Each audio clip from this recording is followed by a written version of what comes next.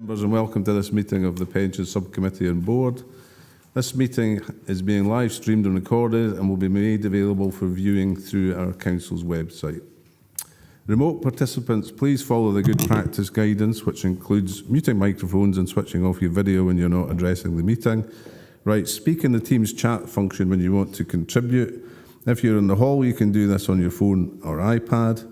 Please don't repeat contributions already made by other members. No material should be posted in the chat function if it is intended as part of the discussion. The usual standing orders apply, including that any votes will be undertaken by roll call. If any member has to leave the meeting, please either leave the Teams meeting for that period of time and write leave in the Teams chat function and then join when you rejoin the meeting so we can keep track on whether the meeting is quorate. All members should speak clearly, taking their time and speaking directly into the microphone when making contributions. When referring to reports, please provide reference to the relevant page and paragraph to allow everyone to follow. Please focus contributions on areas where clarification is required or to propose an alternative to a recommendation. We have several important reports to consider today, and I anticipate we will deal with the business in our usual efficient manner. So could we have the sediment and apologies, and I approve members' remote participation. Thank you, Chair. The Pensions Subcommittee I will do first. So we've got 7 members present in total, 5 members present in Council HQ, being the Chair, the Vice Chair, Councillor Dorward, Councillor Drybrook and Councillor Mayo. 2 members present on Teams, being Councillor McFarlane and Councillor Thompson. And for the board, we've got 2 members currently present on Teams, being Colin Graham from Unite and Keith Walters. There's no other members present currently from the board, so they are not quorate. Thank you, Chair. Thank you. Do we have any declarations of interest from the Pensions Subcommittee? No. We can't have any declarations of interest from the Pensions Board because they don't appear to be here. So the Pension Board did ask for an adjournment for 5 minutes because they had a matter to discuss. And I was happy to allow that, but I would have thought it might have been almost polite to wait until that was granted. But we'll just take a 5-minute adjournment just to allow that to take place. Thanks.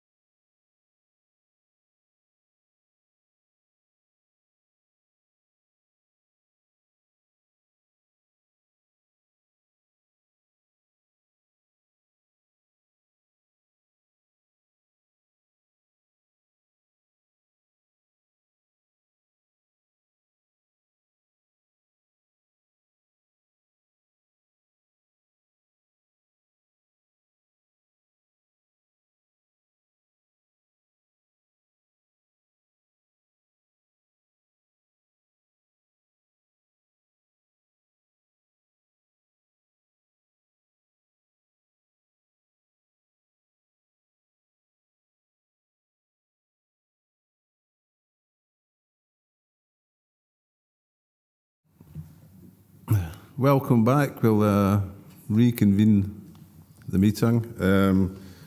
I was actually at the time going to go through the relevant sediment and apologies and declarations of interest and then call for a recess. But obviously you were a bit impatient. But so can we now have sediment and apologies for the pension board? They're all done. Is there any declarations of interest from the pension board?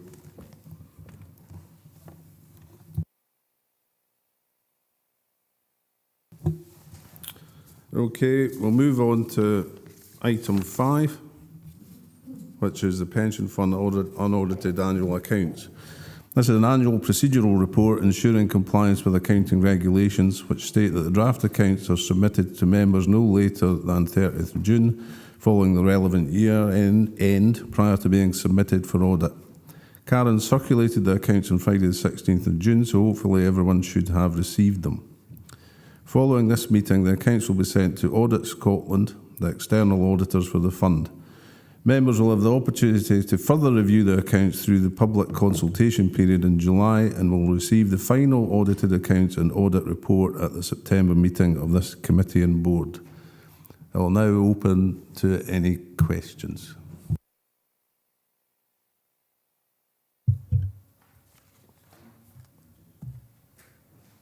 Moira? I just wanted to check in section 1 of the report. It refers to the draft accounts needing to go to committee no later than the 30th of June. But I understand from the 2014 regulations that they need to go to the auditor by the 30th of June, but they need to go to a council committee by the 31st of August for consideration.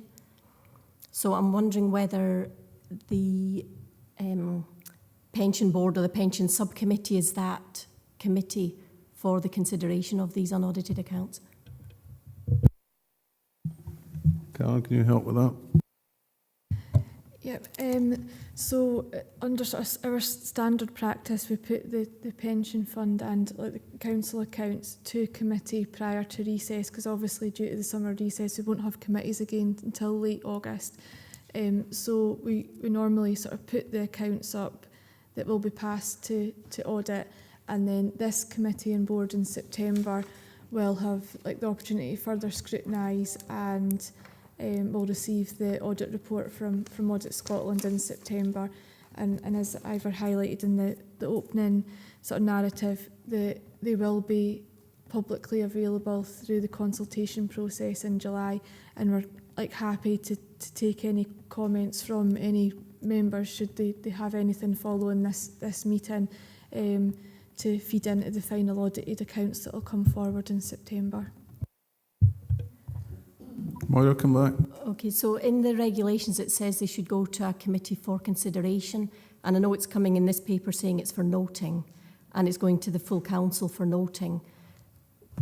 In order to comply with the regulations, do we need to amend our recommendation to say that we are considering these and to feed back to yourself, Karen, by a certain date in order to comply with the regulations? Where could you move?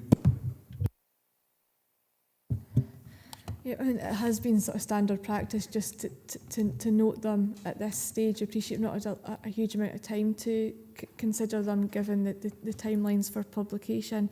I suppose I'm happy either way, whether it's note or consider. I don't know if anyone, Chair, if you've got a view on that. Well, I'm happy to, note and consider if need be. Perfectly happy with that as an amendment to the. That's okay. Yeah, I just feel that if, as part of our role as the pension board, is to scrutinise, the unaudited accounts, we may be able to pick up on things that we can feed back to the auditor, before the 31st of August, so that when they come to the next meeting in September, that information can be incorporated. Otherwise, by September, it's a bit too late. I do understand it. So something that I raise quite often about the fact that we end up getting presented with accounts and we've only got 24 hours to, because we did receive these on Friday, so there has been a reasonable opportunity to do that. So if there's no other questions on that, we will move to the recommendations. We're asked to note the Pension Fund's unaudited annual report and accounts for the financial year ended 31st March 2023 as shown in the appendix. So we'll change that to we have noted and considered, if that's okay. Thank you. We'll now move on to item 6, which is the Pension Fund update and emerging issues, which this could be quite an interesting part of the meeting, I would imagine. So the standing agenda item provides an update to members on the current and emerging issues relevant to the Pension Fund. This report highlights the work that has been undertaken in implementing the investment strategy decisions already taken by this committee. The report also details a referral made by the Pension Board regarding the multi-asset credit manager appointment on 2nd of March 2023. The report highlights that the Head of Finance and Procurement and Head of Governance and Assurance have reviewed the referral and are of the view that the referral is not competent as there is no unreliable or new information which could be considered material to the decision taken. However, ultimately it is my decision as Chair of the Pension Subcommittee to deem if a request is competent. In order for me to assess the competence, I invite the Chair of the Pension Board to outline the reasons for the referral. But I do have to provide a warning note on this. The initial selection process was taken in private, so we need to be mindful of the nature of the discussion and not disclose any sensitive information in relation to the individual fund managers. I'll now open the floor for comments and questions. Karen Ross and governance colleagues are available should any members have any questions. So I suppose it's over to the Pension Board. Is it the new or outgoing chair who is going to be stating the case? I'm the new chair. It's just as well I've driven to Dumfries because I wouldn't get back. I'm going to allow my previous chair to outline it, in part because I simply can't see his writing on that screen, so he'll do the honours for me. David, do you want to come in? Yeah, thank you. The board considered the report that had been put forward and has a response that's here that they've asked me to read out. I'm just looking through it to check that we don't identify any confidential information. I think everything's very general in it. Yeah. So I'll just read out what's written here. Although this part of the report was about our decision, we were not consulted on it before it was issued. The officers did invite us to a meeting last week after it was published to explain the report.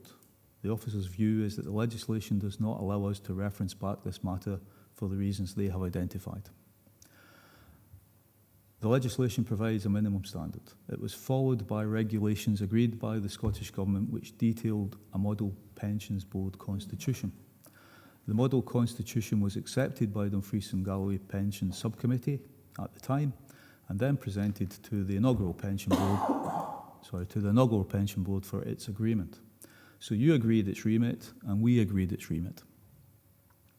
So it's entirely competent for the pension board decision to reference back your decision for further consideration on the grounds written in our jointly agreed constitution. And that ground is that there is evidence or information which the board considers needs re-evaluating.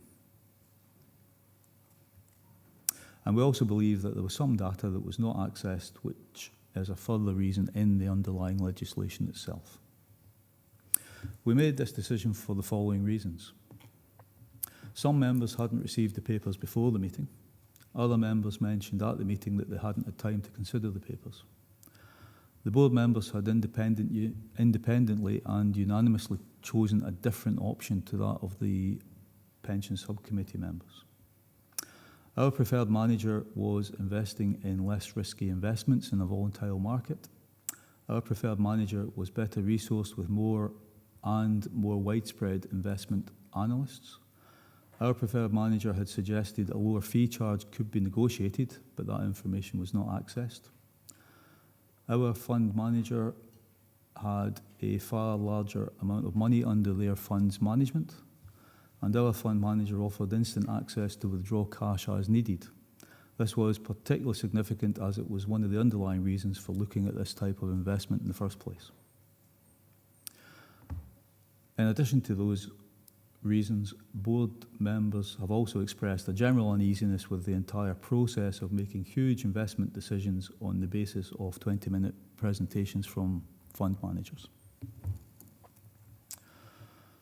Now, in terms of the governance arrangements around the decision we made, I advised the council officers 5 minutes after your last meeting that the pension board members wanted a meeting to consider referencing back your decision. It took them 9 weeks to organise that, during which time we were informed that the investment change was going ahead as there was no protocol for such matters. It's clear from the report today and the information that I've given you now that things need to change if the pension board is to have the relevance it's entitled to have and that you are required to give to it. It appears that the officers have viewed the board as an irrelevance, and we certainly felt patronised and ignored, particularly when one of the officers repeatedly reiterated at the meeting our remit. We're asking for an additional 3 recommendations to be added into this report's recommendations and to be agreed by you. One is that the decision is reviewed. The second is that should the board request a meeting to reference back a decision, the status quo before the decision will apply until the board has met and continue thereafter if it is referenced back. And the third is that both chairs meet before the next meeting to review the pension board governance arrangements and bring a report back to the next meeting on those arrangements. So, thank you. Thank you. You made comment at the last meeting that you disagreed with the decision, but I do feel that really the information you're giving doesn't really highlight new or any unreliable information. I don't know if anybody else has got any comments to make, but I don't want to put you in the spot, Archie, but you were chairing the meeting at the time, so if you'd like to make your contribution. Yeah, Chair, and just a couple of just a couple of things on what the board has actually said. Whenever we make investment strategies, we get 20-minute representations from any of the investment managers, and that's been the case ever since I've been on the pensions board. I think it's right that the pensions subcommittee are the organisations, because we've got to look after the members in the pensions fund. That is our main role, making sure that there is adequate funds available for the members at the end of the day. We've been through several things, and whilst the statutory roles and functions of the pension subcommittee and the pension board are separate, we always want to hear from the board with due regard. The pension subcommittee unanimously voted for that organisation to take on that particular fund, and it was made quite clear that the board weren't happy with that on the day. But it was in fact the pension subcommittee's decision to make that decision. So I mean, I haven't heard anything, and I'm just looking at the legislation is fine. Legislation come in and go, but we've got to make that decision on behalf of the members of the pension fund. I would be a bit concerned if we have to review everything that the pension board didn't agree with the pension subcommittee. So I'm quite happy with the decision of the pension subcommittee at that particular time, taking into account that the board didn't agree with the subcommittee. At the end of the day, we made that decision, and it was a unanimous decision. Thank you, Archie. That was very much in line with my view. And the information was provided in the papers. Karen, can you comment on the information that was provided? Yeah. Obviously, as part of the meeting in March, we had the Hymans-Robertson report shortlisting the managers, and as we highlight there, that we we do need to consult our advisors as part of making these selection activities. And basically the 3 managers that were put forward in March were seen by their research team as to be suitable to meet the requirements of the investment we were looking at. I mean, we heavily rely on them to do a lot of the due diligence. And as part of that, in advance of the meeting, there was a comparison table that sort of provided independent information on all of the 3 managers, the same information against all 3 managers as well, to allow for some consideration prior to the actual meeting. And then as standard practice, we would bring the 3 managers in to provide a bit more information about their fund. I mean, we wouldn't bring forward any fund manager that we didn't deem to be suitable. So I think that's something that we do need to sort of bear in mind here as well, that we do rely on this sort of research, and we're not expecting the Pensions Committee or the board to be investment experts in this. I don't know, you wanted to come in as well? If I may, Chair, yeah, thank you. Yeah, I think part of the process as well was back in September. I provided a training session on multi-asset credit, the asset class, as well, to help provide that background information, to provide the framework, to then pick a manager that we liked within that space. So that was part of the process as well. In terms of the specific investment reasons for preferring one manager over the other, I think in terms of one being more resourced, I think of the 2 that were being decided between, they were both fully adequately resourced. I did not see any particular advantage to one manager having slightly more staff than the other, and that was reflected in our manager research ratings of those. Similar with having the higher assets under management, they both had a perfectly adequate amount of assets under management. We wouldn't have put them forward if they didn't. The ability to put money in and take it out, one of them being a bit more regular than the other, they were both adequately regular access to your money. I think the key driver of that point was, in the past when we've invested in what we call income assets, there'd been a bit of a pain that one of our managers can take a number of years to draw down the commitment. The purpose here was that all 3 of the managers put forward could get your money invested very quickly within a matter of days. So both of them perfectly adequate there. In terms of one of them potentially charging lower fees, whilst fees are important, they weren't the main driver of our recommendation and our decision there. So I don't know if that would have changed my recommendation. Well, it wouldn't have on that regard, if that offers any support there. Yeah, thank you. And on that basis as well, I mean, it is my discretion to declare whether it's competent, and I'm going to say that I don't actually think it is. I think what's happening here is, if every time the committee makes a decision that the board disagrees with and it gets recalled, nothing is ever going to happen. And I realise that might be disappointing for the board, but I do think we've followed our procedures correctly, and I think we came to that decision. And again, I will take on board your third recommendation about a paper coming back, your third request for, if you want to come back, David? Yeah, thank you. I think the discussion's moved on a little bit from where I was. To my vote has been on the go since 2015, so there's the best part of 8 years without any referencing back. So it's not something that we do, willy-nilly. It's something that we do after careful consideration, and in fact this is the first time, and that's why there's issues with it. Most of the issues are governance issues. I had expected there to be more of a discussion on whether we had the right to reference something back or not. It doesn't actually matter what it is that we're referencing back, it's whether we've got the right or not to do that. And I think we've demonstrated that because of our constitution we do have that right. And that's certainly something we'd like the subcommittee's agreement on, because that effectively is the only thing that allows us to have a relevance. As I say, I wasn't expecting to get into the discussion about whether or not you've made the right decision in relation to that point. So, moving on from that, our second point was about the governance, if we do have a right to reference back.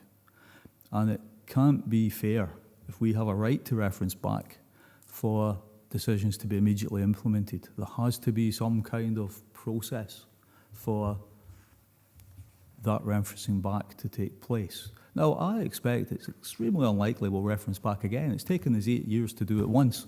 You know, it's not something that's going to happen very often.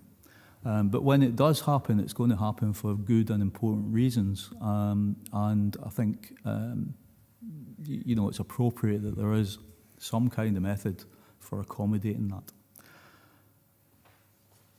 And again, it's a reference back. You're the decision makers, just like you've done, or perhaps are doing now, because we've only heard from a couple of people. The board hasn't actually decided whether it wants to reference back. Sorry, the subcommittee hasn't decided whether it's accepting the reference back yet, or what its decision is once it's referenced back. But once you do make that decision, that's entirely your decision to make. The legislation does allow us to do other things if we're still unhappy. But it's very unlikely that we would do that if we have an agreed process. Not an agreement about the decision you've made, but agreement about the processes that are there and that need to be there to accommodate these kind of situations. And as you said, you know, part 3 of our request is reasonable enough. So I'll just close with those comments. Thank you. Yeah, thank you, David. So my interpretation upon reading the legislation was that you do have the right to reference back, but it's not a complete carte blanche. It's not just because you don't like the decision. It's, you know, there has to be, you know, specific criteria, you know, for that. We've got a hand up. Stephen Thompson. Thanks, Chair. Yeah, I think in the interest of, well, having listened to this, I think, and I think you maybe touched on it yourself, Chair, about what might be the cleanest and clearest way forward would be to have a report come back to this committee so we can actually see and understand and refresh perhaps what the governance arrangements are for the pension board to interact with the pension subcommittee, whether it's referring reports and the mechanism by which that happens, because you know, I'm hearing that there seems to be a right but not a process. It doesn't seem entirely 100% clear either way, and I don't think we could comfortably get into any detail about anything without actually understanding what process we're following to take any particular decision. So I think if we're moving towards a recommendation to bring a report back to set that out clearly and refresh that so that everybody's on the same page, then I'd really welcome that, and I hope that's where we can get to. Thank you.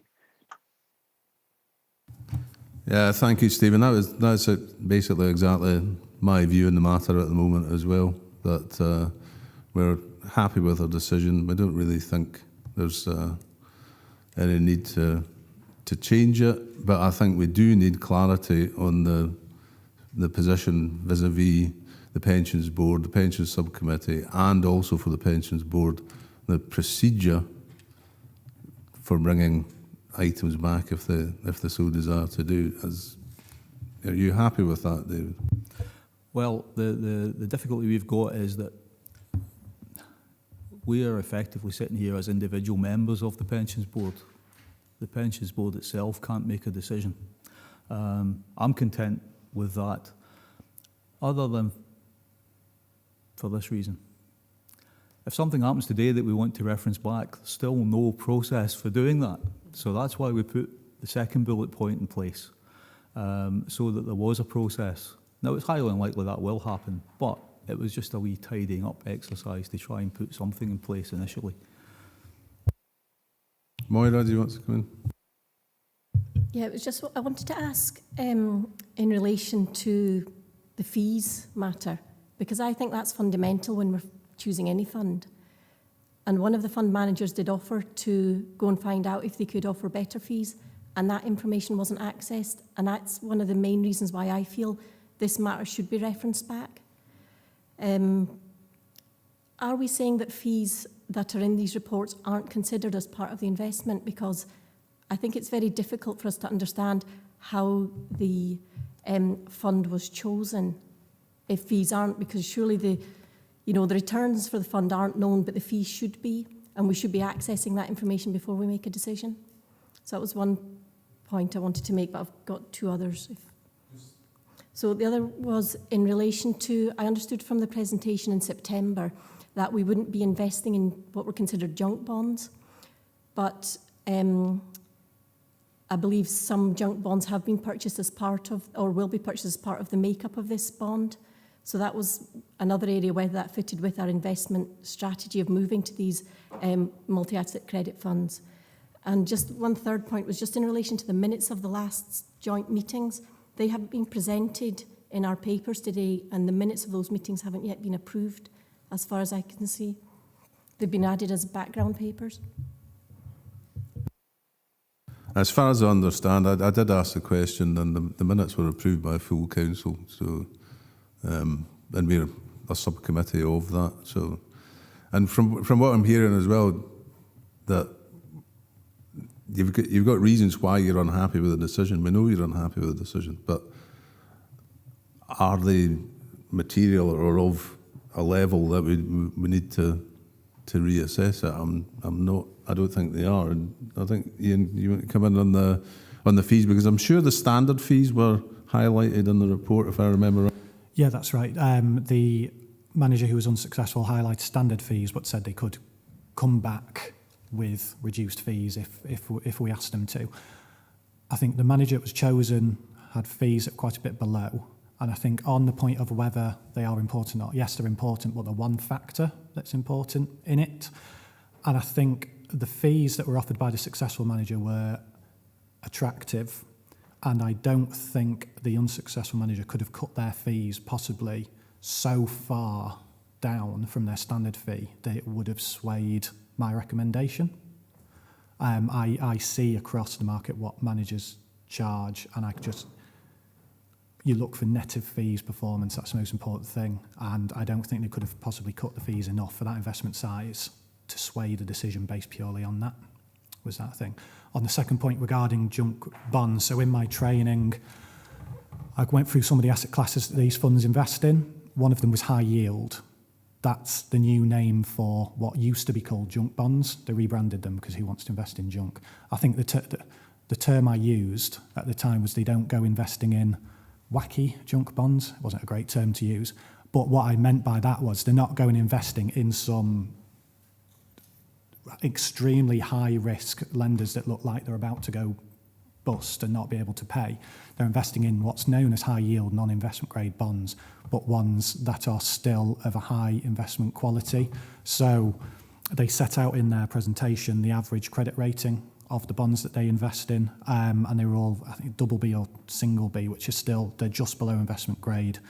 And that's the point I meant. But all three of them invested in high-yield bonds, or what used to be called junk bonds. Councillor Hislop. Chair, if I wasn't at the meeting, but if that information was in there that they are investing in, was it double Bs or Bs, then that information was before us, so it would be considered. And the other thing is, if you're coming to a meeting to sell yourself, you come with your best price. You don't come and then look what everybody else is offering and say, oh, well, actually, I could come in below that. That's not fair in other bids. So I would say that the information in front, from what I've heard, was there, and the reason for referral falls. Thank you, Councillor Hislop. I agree with you. I agree with you 100%, and I think it's to send someone out to do a presentation and not give them authority to discuss matters which need to be referred back when we're at the point of making a decision seems a bit of a strange way to go about running your business. But so, is there anybody with anything about any of the other emerging issues? No. So we're all quite happy. So, is the Pension Committee agreeing that this matter is with me and is not competent and we're not going to invite? Yep. Thank you. So in that case, we'll move on to the recommendations. So we're asked to 2.1, note the update in relation to the implementation of the agreed investment strategy as detailed in paragraphs 3.1 to 3.7. Consider the referral made by the Pension Board in relation to the subcommittee's appointment of a multi-asset credit manager as detailed in paragraph 3.8 to 3.11. 2.3, note the current and emerging issues that will impact on the pension fund as detailed at paragraphs 3.12 to 3.16. And 2.4, that further updates on these issues will be brought to future meetings of the subcommittee and board as required. And 2.5 is to bring back the paper. Do you want to potentially give us some wording for that, David, of what you want to have back with the governance issues and looking at how we progress? Councillor Dryburgh? Yeah, Chair, I mean, I think it's right that we bring a report back. That's 2.5, and hopefully, David, you might be happy with this, is that to bring a report back to show due regard to for process for the Pensions Board and Pensions Subcommittee having clear governance within that report to show the responsibilities and accountability. Did you get that, Tracy? David? I think, given the discussion, and in particular the thing that you asked to be agreed, which was one, that our request wasn't competent, and two, that you weren't going to change your decision. Those are two entirely separate things. The key issue for me is whether or not we are acting competently. And now our constitution is very clear, and in accordance with that constitution, we were acting competently. So I think a complete review of the governance arrangements is required, and that needs to report back to the next meeting, because we can't be in a position as a board where we're not entirely clear about our remit. Very much that is what I was hoping we'll get back at the next meeting, because we need to clarify it, because equally as a committee, we've got a similar situation. What is our role? If we sit and make decisions and then we then have to, wait to see whether they're going to be referred back or not. Archie, you want to come in? Yeah, Chair, and the thing is, it's the referral that's not competent, not anything else. It's the referral that's not competent. It's perhaps an unfortunate choice of words, but have you anything further to add? You look like you want to say something, David. Well, as I say, the point is, according to our constitution, the referral is competent. So there needs to be some, reconsideration of that constitutional document. My understanding is that perhaps has to go back to Scottish Government for their agreement. My understanding is, or was at the time when we agreed that document, that was that we couldn't amend it. Because there are things in it, like the annually revolving chair, which doesn't foster a nice, easy governance process, because no sooner have you got used to being in the chair than you're out of it again, So things like that, Now, have we got the right to change these things? We were told we weren't. So if you don't have the right to change things, then our constitution must be entirely competent. So for you to say that we haven't made a competent decision is wrong. So these are all things that you guys have to discuss and reach agreement on. Thank you. It's actually more in relation to you're perfectly within your competency to ask for things to come back. It's just on the grounds in which it has been brought back. Councillor Thompson. Yeah, and just rather than prolonging this any further, it's just I think what's maybe a wee bit confusing is if the referral is competent, then we're basically accepting it as competent to determine it, and then say, right, no, we don't think there's enough evidence to change our decision. If we're saying that the referral isn't competent, then we shouldn't even discuss the decision. It's not for discussion. So I think that's where I got a wee bit confused there. So I'd rather focus on, if we're not sure about this, we don't determine anything today other than we bring back a report that helps clarify the governance arrangements, so that we can then say, yeah, it was competent or it wasn't competent. Because at the moment, I think that's what's clouding the issue. I think we should just focus on, we're not reviewing any decision today, or if we are, you are saying it's competent for them to do so. But rather than, but you've said it's incompetent, so I think we just go with the recommendation to bring back a report to this committee to help clear the whole mess up, as it were. Thank you. That chimes with my views, and really, maybe I didn't express myself very well. I would say that. I mean, like I say, it's perfectly within the board's competence to refer back. It's the grounds for it weren't sufficient for us to reverse our decision. And did you want to come back in? Well, just one last thing, and then we will move to the recommendation. Thanks. It's just in relation to whether we should be requesting advice from the Scheme Advisory Board in Scotland, because I think after all that's what they're there for, and it might help us to get to a conclusion on this. I think really, once we get the report back, we can look at that. And my interpretation as well is it's up to the Pensions Board if they want to. There are other avenues that you can pursue if you so desire to do so. So that's up to yourselves. So we're happy to agree and move on. Councillor Islop. Chair, one of the issues I see here coming forward is once we have referrals, they should be time limited. Because if you make a decision, now the referral should come back within a certain amount of time so that it's like a council decision isn't implemented until 48 hours. That might be something that needs to come back in the report that you're asking for so that we know, 4 months down the line, oh, we didn't like that decision, we bring a referral back.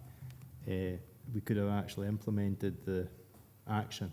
So if something is coming, it needs to come quickly, I think, and that needs to be something that the governance need to sort out.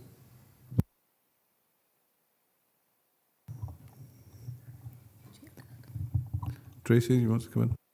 Thanks, Chair. Yeah, just to clarify, it's not a recall decision as in a committee decision where you're recalling within 48 hours. This is just a referral back, and in the Constitution it does say that if the Pension Subcommittee and the Pension Board cannot reach a joint agreement on any matter, the process for resolving any differences between the two bodies will be as follows. And whilst this process is being undertaken, the decision of the Pension Subcommittee is still competent. So it wouldn't stop the Pension Subcommittee from implementing the decision that they made, even if a referral is put in. Okay.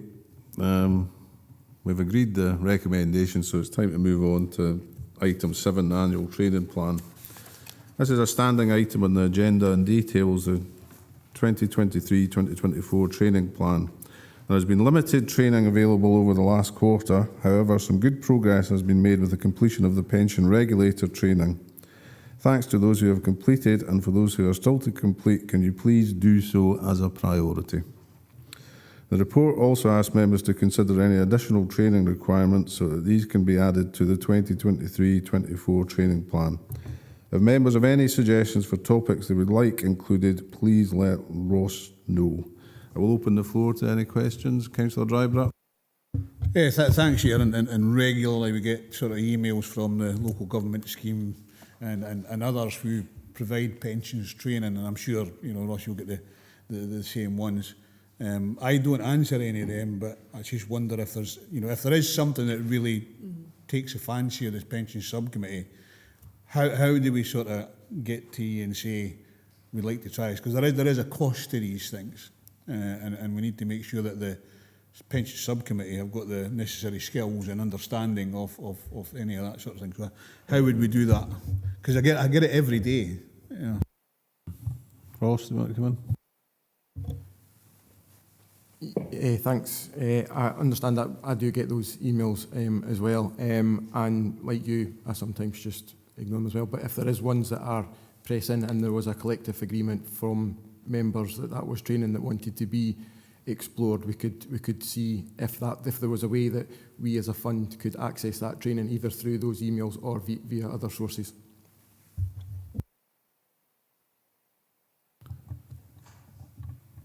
If there's no further... Oh, Andy McFarlane. Councillor McFarlane.